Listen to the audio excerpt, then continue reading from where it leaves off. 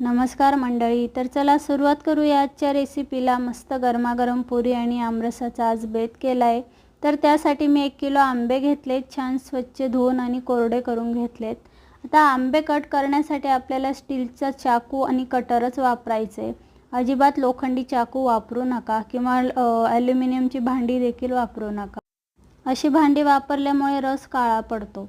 तर मी आंब्याची छान साली काढून घेतल्या आहेत. आता आपण त्याच्या स्लाईस करून घेऊया. अशा बारीक स्लाईस केल्या की रस छान असा आपला स्मूथ होतो आणि घट्ट येतो. आता बारीक बारीक स्लाईस मी तयार करून घेतल्यात. आवडीप्रमाणे साखर ॲड केली आणि हे मिक्सरला फिरवून घेतलं सारण.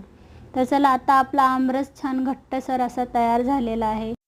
तर चला, तुम्हीसुद्धा काही महत्त्वाच्या टिप्स दिल्या आहेत त्या लक्षात ठेवा आणि अशा पद्धतीने आमरस बनवून बघा. तर गरमागरम पुरीसोबत आजचा आमरस आपण सर्व करूया. रेसिपी कशी वाटली कमेंट करून नक्की कळवा.